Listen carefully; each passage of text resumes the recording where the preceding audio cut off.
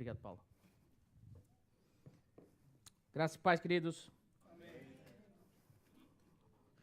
Motivo de festa, motivo de celebração. Todas as vezes na qual nós nos reunimos como igreja, como ajuntamento, como povo de Cristo, é motivo de celebrar. Deixa eu pegar o meu iPad aqui. Obrigado. E hoje não é diferente. A palavra de Deus diz que quando uma alma se converte, há festa nos céus.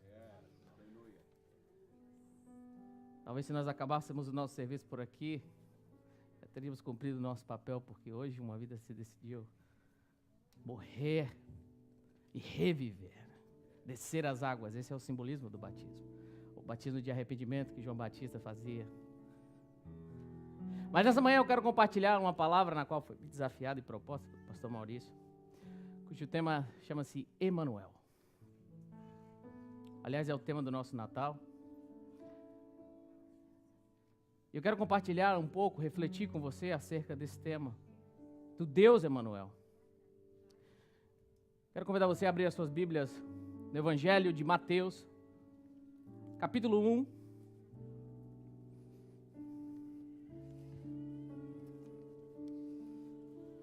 Glória a Deus. Mateus, capítulo 1.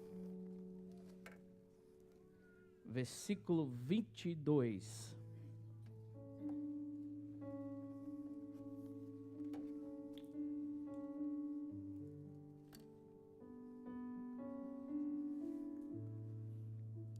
Vou ler na versão internacional, esse versículo diz o seguinte. Capítulo 22, versículo 22 do capítulo 1 diz assim: Tudo isso aconteceu para que se cumprisse o que o Senhor dissera pelo profeta. A virgem ficará grávida e dará à luz a um filho, e lhe chamarão Emanuel, que significa Deus conosco. Pai, aqui está a tua palavra, Deus, que é viva, que é transformadora, que é restauradora, Senhor. Nessa manhã, Deus, eu quero te pedir que o Senhor fale aos nossos corações, ó Pai. Revele-se a nós através da tua palavra, Deus. Em nome de Jesus. O Deus Emanuel. É interessante que essa referência acerca da pessoa de Deus. Hoje eu vou tentar ficar parado aqui, que o pessoal da câmera reclama que eu ando muito, então vou tentar, vou me segurar aqui, mas vamos lá. Essa referência acerca do nome Emanuel, ela aparece apenas 3 vezes nas Escrituras Sagradas, e 2 ditas pelo profeta Isaías. Isaías capítulo 7, versículo 14, vai dizer acerca da virgem que ia conceber. No capítulo 8, versículo 8 também, ele vai repetir essa afirmação, quando ele diz que viria uma água que começaria a inundar o povo dele. E os braços iriam se estender, e o Deus Emanuel, ele faz essa referência. E eu fui lá atrás para poder entender um pouco acerca disso, afinal de contas, Mateus estava falando da profecia de Isaías. Estava falando desse cumprimento. Se você for estudar e voltar ao livro de Isaías, você vai perceber na qual, quando Isaías vai retratar e trazer essa profecia, a mando do Senhor dos Exércitos, o povo estava passando um momento difícil. A Bíblia vai dizer que estava havendo um momento de fragilidade no meio da tribo de Judá. Estavam tramando irem contra eles. O rei da Síria, Reazim, e o rei de Israel, Peca, se uniram para poder tomar Judá. E isso, a palavra de Deus vai dizer que isso fragilizou de tamanho que eles ficaram tremendos. A Bíblia diz como árvores. E aí o nosso Deus levanta o profeta e fala: Isaías, o meu povo está com medo. O meu povo está aflito. Vai lá. Vai falar para eles que eu tenho visto. E a Bíblia diz que Isaías vai, pega o seu filho e vai de encontro ao rei. E entrega a mensagem do Senhor. E é interessante que o Deus, ele se posiciona diante daquele rei e diz: olha, peça-me o que quiser. E essa frase é interessante porque me remete a Salomão. Deus faz a mesma pergunta para ele. E Salomão, de bate-pronto, já diz: eu quero sabedoria. E você, conhecedor da história, sabe que Deus dá muito mais do que sabedoria para ele. Mas agora, O Deus se posiciona da mesma maneira e esse rei, ele quer dar uma de politicamente correto, talvez. Ele fala, não, que isso, eu não vou fazer isso. Eu temo ao Senhor, não preciso pedir nada. Deus queria ver onde é que estaria talvez a fé daquele homem. E ele resolve não pedir então. Aí o Deus fala, olha, você não pediu, mas mesmo assim eu vou te dar. E aí Isaías diz, olha, eis que a virgem dará à luz e conceberá um bebê e se chamará Emanuel, Deus conosco. Mas de lá até aqui muita coisa acontece. Para chegarmos no capítulo 1 de Mateus, muitos anos se passam e eu quero pensar com você e voltar na história. Se você voltar uma página na sua Bíblia, você vai ver que existe uma página em branco nela. A minha Bíblia está toda, a guerreira, né? Está toda destruidinha, coitada, mas ela está toda marcada. Mas enfim, acho que todas as Bíblias têm essa página. Entre o capítulo 4 de Malaquias e essa página em branco para começar o capítulo 1, mais de 400 anos se passaram. Entre os estudiosos da Bíblia, esse período é conhecido como o período interbíblico. Mas a pergunta é, o que aconteceu nesse tempo? O que a história vai contar? Eu estava refletindo ontem acerca do livro de Malaquias, um livro pequeno com 4 capítulos, mas tanta porrada. Eu falei, meu Deus, o que é isso? Capítulo de Malaquias 1 e 2, Deus vai tratar com o povo dele, mas em específico com a sua liderança. Para te falar a verdade, ser muito sincero, eu nunca vi Deus se expressar da maneira que Ele se expressa no capítulo 2 de Malaquias. Fala, olha, vocês estão me oferecendo sacrifício de qualquer maneira. Vocês estão pegando aquilo que de pior há. Cegos, aleijados, animais aleijados. Deixa eu te fazer uma pergunta, se vocês forem ter com o governador e oferecerem esses mesmos sacrifícios, será que eles vão aceitar isso de vocês? Será que eles vão te ouvir? Mas por que para mim você tem feito isso? Se você acha que a coisa vai ficando ruim, capítulo 2. Sabe o que eu vou fazer com aquilo que vocês têm feito? Eu vou pegar a excreção desses animais e esfregar na sua cara. Eu falei, meu Deus do céu, o que é isso? Deus está falando com líderes. O papo com líder é diferente de papo com ovelha. O negócio é reto. Se ele precisa arrumar e a proposta de Deus é trazer uma mudança, ele precisa começar a arrancar aquilo que de podre, de ruim estava no meio dele e que de fato estava acontecendo ali. E Deus vai e traz aquele julgamento e diz o que vai acontecer, mas aí o capítulo 3, no final dele, eu fico olhando, e é como se um pai estivesse trazendo uma correção para o filho, fala, olha, você vai passar por isso, vai ser castigado, vai acontecer isso, vocês vão ser presos, vão sofrer, mas deixa eu te dizer uma coisa, eu te amo. E o final do capítulo 3, ele diz assim, olha, voltem-se para mim e eu voltarei para vós. Era como se dissesse assim, olha, vocês vão passar pelo castigo, pelo que vocês têm feito, mas eu continuo os amando. Simplesmente tornem-se a mim e eu tornarei a vós. Se isso não é amor, não sei o que é mais. Malaquias se cala, o tempo começa a acontecer dos 400 anos. E rapidamente quero fazer uma retrospectiva com você. No ano 450, vem a soberania persa sobre o povo de Deus. Na época ali em que viviam Neemias, Malaquias, Esdras, eles eram contemporâneos. E a Bíblia e a história vai nos dizer que esse reino persa vem sobre o povo de Judá, mas até então as coisas estavam ok. Eles poderiam cultuar livremente ainda, poderiam fazer os seus sacrifícios. Mas as coisas vão ficando difíceis e aí vem a supremacia grego-macedônia. Um homem chamado Alexandre Magno, um jovem, viveu pouco, mas escreveu a sua história. Derrota o exército, estabelece a Macedônia como a maior potência do seu tempo. E isso vai se expandindo até chegar ao Egito. Mas aos 33 anos ele morre. E o povo, no meio dessas guerras, sofrendo. Vem aí o domínio egípcio. Alexandre morre e deixa 4 dos seus soldados para continuarem o seu governo. Um deles, chamado Ptolomeu, é responsável por Judá. Continua livre. Só que agora entra a cultura grega sobre o povo. Começam-se a estabelecer uma língua. Mas uma coisa também interessante acontece aí. É a primeira vez na qual o Velho Testamento é traduzido para o grego. Reuniram-se 70 judeus, a gente conhece como Septuaginta, e eles fazem essa tradução, porque a língua grega começava a dominar. E eu estou contando esse fundo histórico para a gente poder chegar até Mateus, então tenha um pouquinho de paciência comigo. Isso acontece. Aparentemente, eles estavam vivendo um momento tranquilo na história. Mas no ano 198 a.C., entra o jugo da Síria. E depois de 100 anos deles pagando tributos ao Egito, aí a coisa fica ruim. 2 homens chamados, um Antíoco e Epífanes, e a casa cai para o povo. Porque eles odeiam a cultura judaica. Pavor. E a primeira coisa que eles fazem é destituir o sacerdote do povo. A segunda coisa é proibirem que eles fizessem sacrifícios diários no templo. E está pensando que está ruim? Como se não bastasse, ele ergue um altar em cima do altar existente dentro do templo para adorar a Deus, a Zeus. E o ápice da revolta parece que era como se ele debochasse. Mas aí também eu olho para aquilo que Deus disse que eles estavam oferecendo em Malaquias capítulo 2, se eu não me engano, comida imunda no altar, falando para os líderes. E você sabe que para o judeu, para a cultura judaica, o porco é um animal imundo.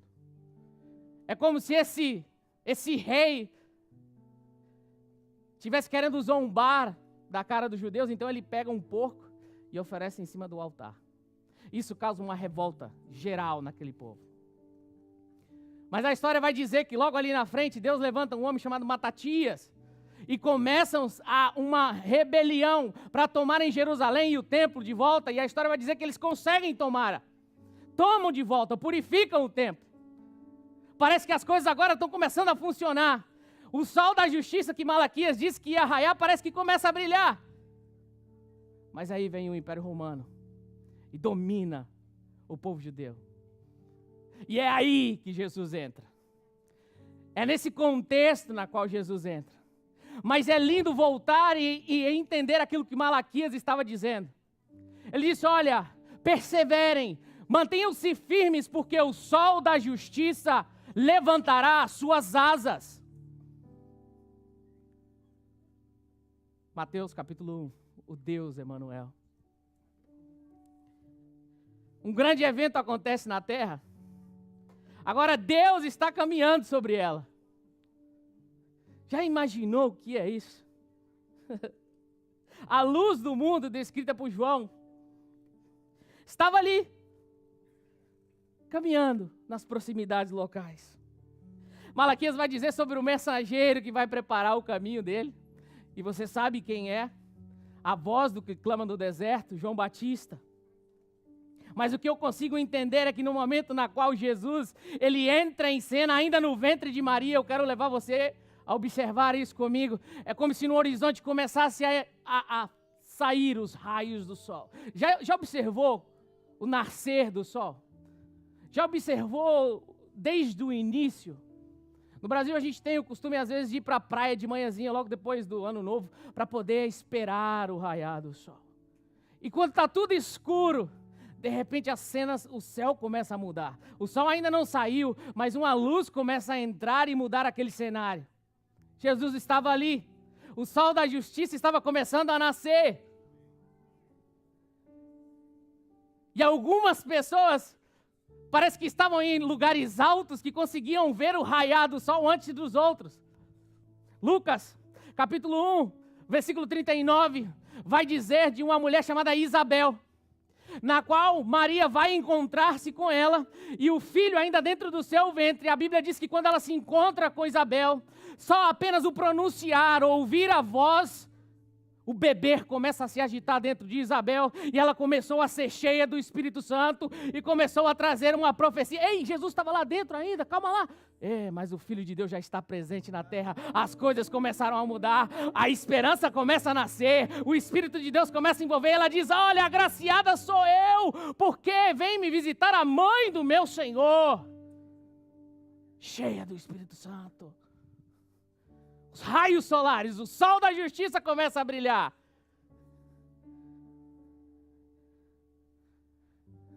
numa noite escura, no meio do nada, mas cuidando de ovelhas. A Bíblia diz que os anjos aparecem para os pastores. E parece que é como um ensaio antes das coisas acontecerem. O anjo aparece e entregam a palavra de Deus dizendo: olha, nasceu o Salvador. Uma noite escura, mas uma luz invade aquele céu. Eu não posso ver de uma outra maneira. Os anjos, o coral celestial começa a cantar. Aquilo que alcançaria a terra, a salvação chega na terra. Deus revela aos seus pastores. Vão ver que o Emanuel está na manjedoura.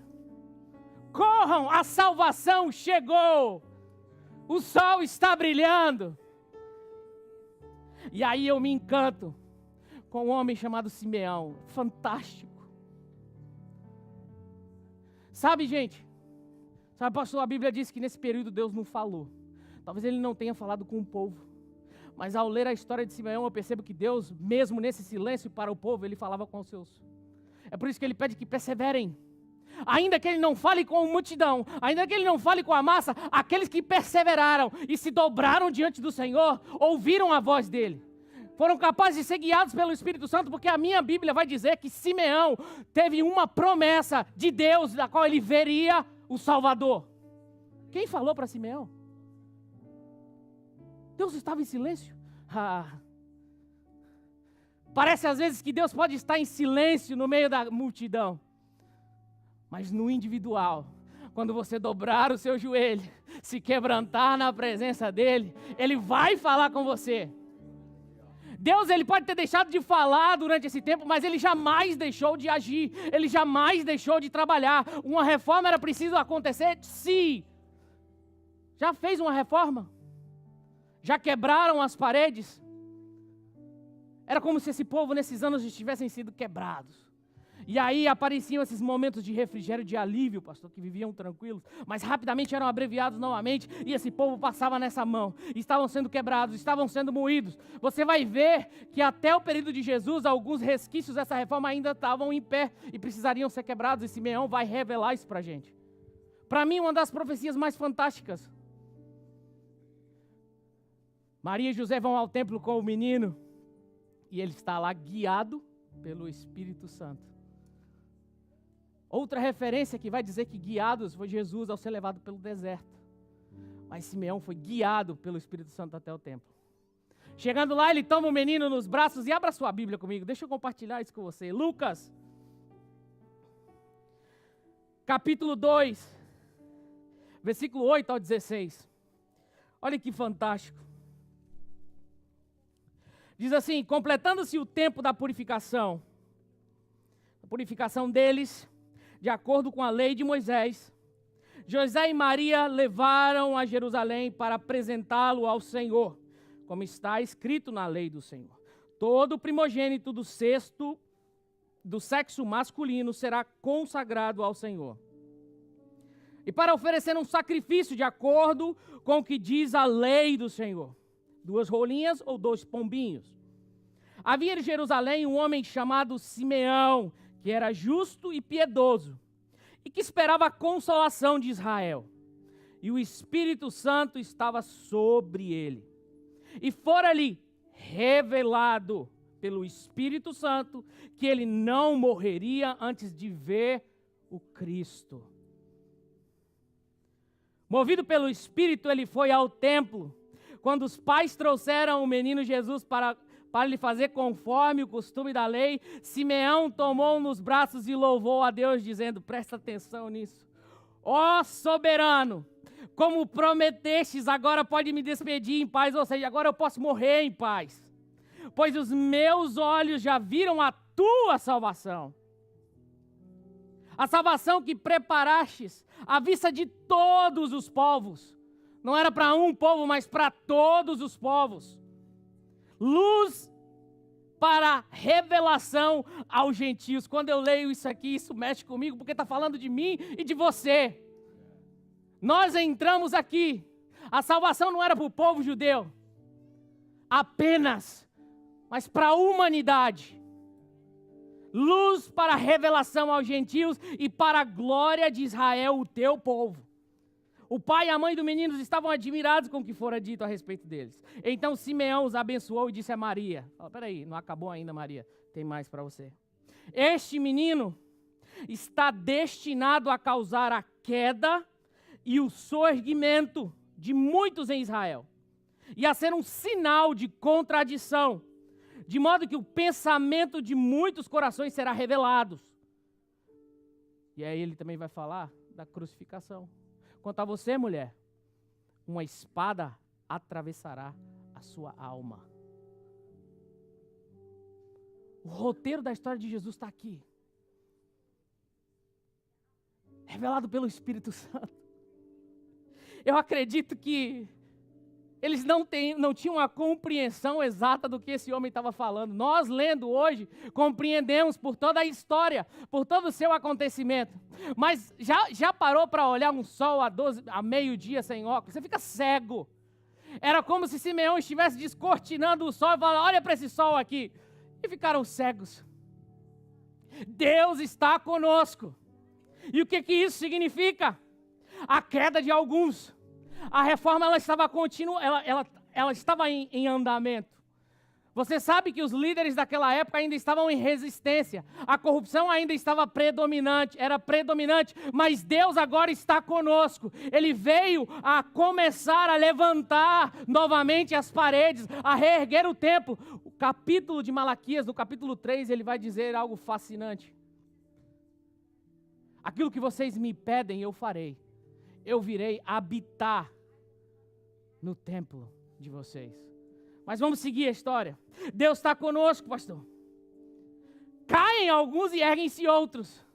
Jesus vai e olha para aquele ciclo de pessoas desqualificadas, desconsideradas da sociedade. A média para eles da sociedade estava muito alta. E ele fala: não, são vocês na qual eu vou levantar agora. Vem cá, vem aqui, Simão. Vem cá. Mas e o sacerdote? Olha, vem cá. Eu te farei pescadores de homens. Não se limite. Deus está conosco. Deus está conosco e milagres acontecem por onde Jesus passa. As coisas se transformam. João vai dizer que se ele fosse listar os milagres na qual Jesus fez, ele teria que escrever pelo menos mais uns 2 ou 3 livros, porque foram muitos. Deus está conosco. Deus está conosco e corações são revelados. Você, lendo as Escrituras, você percebe que Jesus, ele discernia a intenção e o coração daquelas pessoas, não só dos líderes, mas do povo. Qual era o propósito na qual eles se apresentavam diante de Jesus? Na maioria das vezes tentando apenas pegar Jesus no pulo. Mas agora Deus está conosco e os corações seriam revelados, assim como Simeão vai dizer: Deus está conosco. O sol da justiça se manifesta. E aí vem a parte fantástica dessa história, quando Malaquias, no capítulo 3, no versículo... Malaquias, capítulo 3, versículo 1. Vejam, eu enviarei o meu mensageiro que preparará o caminho diante de ti. E então, de repente, o Senhor que vocês buscam virá para o seu templo. E no capítulo 2, ele fala uma coisa muito, muito interessante.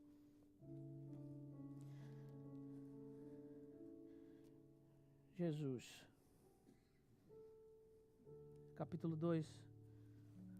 Senhor.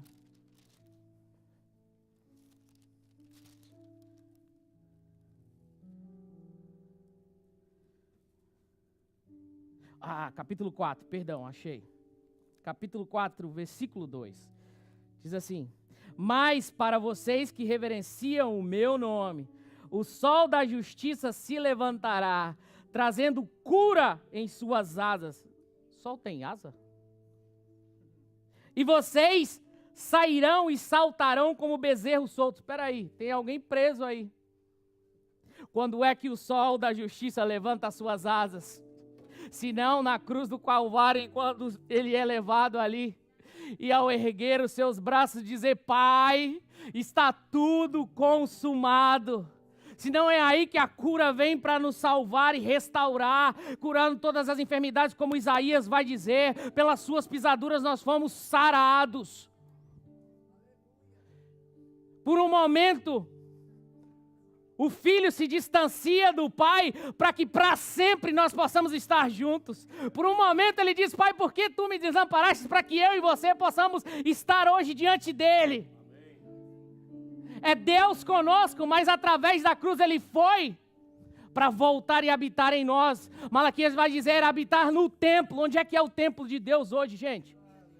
Qual é o templo? A palavra de Deus vai dizer que ele não habita em templos feitos por mãos humanas. Mas ele foi, mas ele voltou para morar em nós. O Espírito Santo veio. Agora já não é apenas Deus no meio da comunidade, mas é Deus em nós. Deus esteve conosco para preparar lugar. Deus esteve conosco para começar a levantar o seu povo, para salvar o seu povo. Mas ele foi para voltar e morar para sempre. Para sempre, para sempre, para sempre, para sempre, para sempre em nós.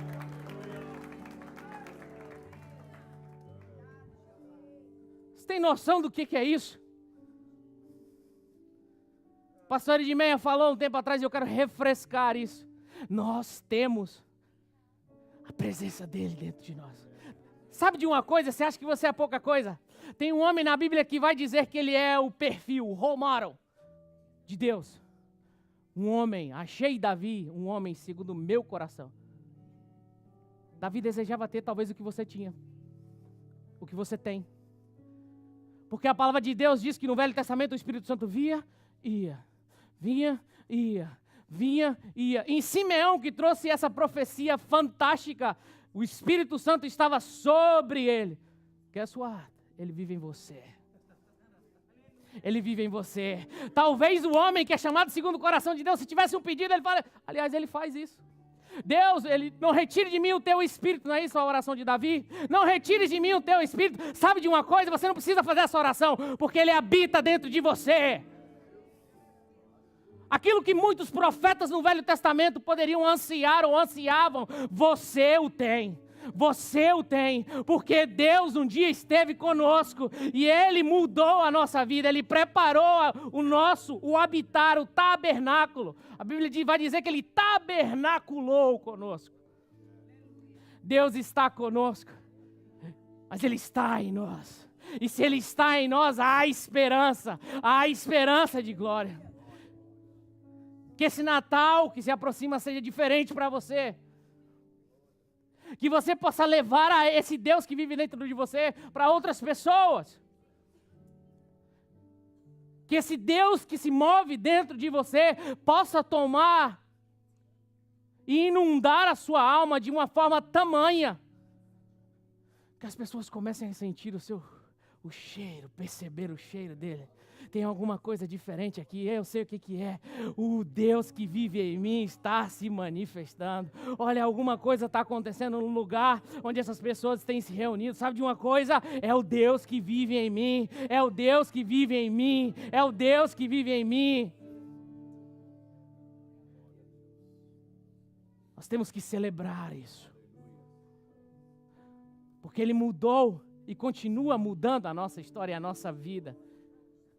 A obra não parou, a obra não acabou, é por isso que Ele deixou o Espírito Santo para continuar a sua obra, porque é um processo, é dia após dia. Mas sabe de uma coisa?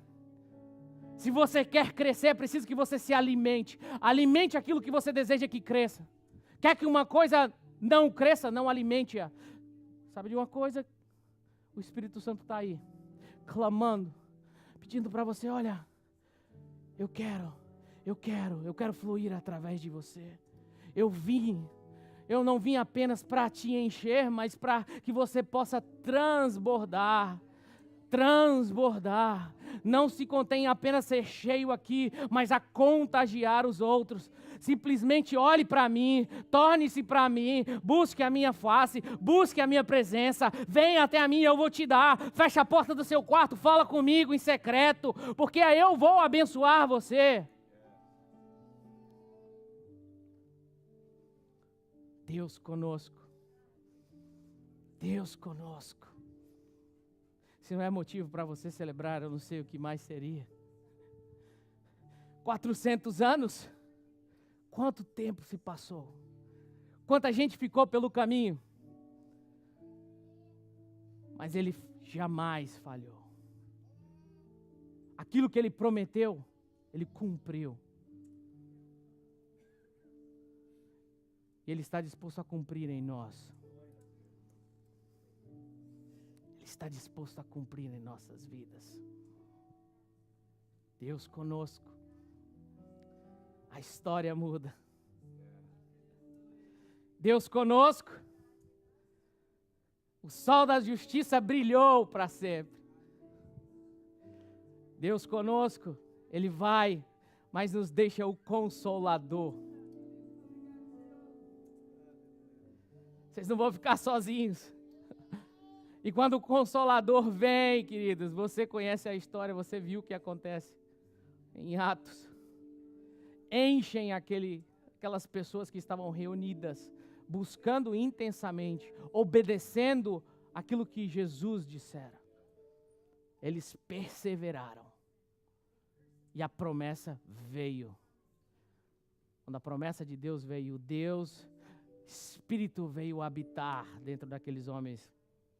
Pedro já não era mais o mesmo. Pedro já não era mais o mesmo. João já não era mais o mesmo. É impossível termos um Deus que habita em nós e continuarmos da mesma forma. Tem um amigo querido aqui no nosso meio, em que ele estava se perguntando, olha, por que eu tenho chorado tanto nesses dias? E eu falei para ele, vá se acostumando, queridão. Porque Deus, Ele faz essas coisas, Ele mexe com o nosso sentimento. Quando o Espírito Santo de Deus, Ele move em nossas vidas. Eu tenho um conselho para você. Se renda. Esqueça das coisas. Simplesmente fala, ok, eu não vou ganhar isso mesmo. Mova, cresça, flua através de nós. Quero que você olhe um vídeo que nós possamos orar nessa manhã e agradecer ao Deus que veio, que habitou entre nós, mas o Deus que vive em nós.